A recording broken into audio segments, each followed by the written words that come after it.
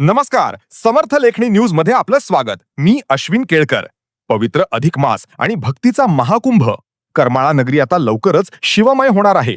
करमाळ्यातील ST कॉलनीतील Shri संत गजानन महाराज मंदिरात येत्या 15 मे पासून भव्य शिवमहापुराण कथेचे आयोजन करण्यात आले आहे. सुप्रसिद्ध प्रवचनकार सुश्री स्नेहगंगामाई आळंदीकर यांच्या मधुर वाणीतून ही अमृत कथा भाविकांना श्रवण करायला मिळणार आहे. हा आध्यात्मिक सोहळा 15 मे ते 21 मे या कालावधीत संपन्न होणार आहे.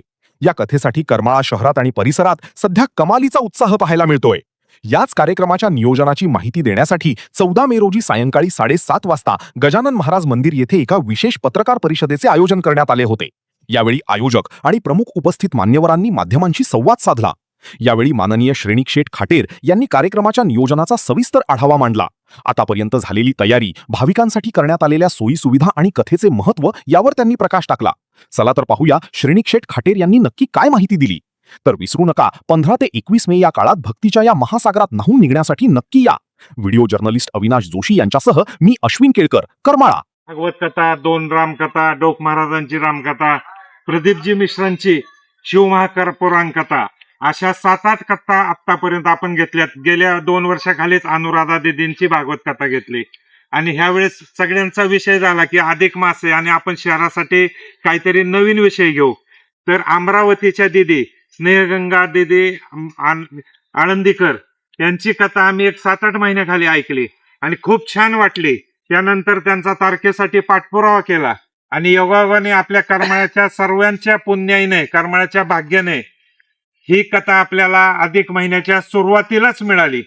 आणि उद्या त्यांची सर्व टीम अमरावतीहून निघून सकाळी 10 वाजेपर्यंत करमाळा येथे पोहोचतील. आजपर्यंत घेतलेल्या सगळ्या कथेचा तर सर्वांना अनुभव आहेच आहे, करमाळाकरांना, तालुकावासियांना. तर ही कथा निश्चितच भव्य दिव्य अशा स्वरूपाची होईल. अधिक महिन्यात जेवढा आपण जास्तीत जास्त धर्म करू त्याचं कितीतरी अनेक पटीने फळ आपल्याला मिळतं असं शास्त्रात सांगितलेलं आहे. आणि आपल्या सगळ्याची पुण्याई म्हणू आपण की आपल्याला वरचेवर ही संधी करमाळेकरांना मिळत आहे.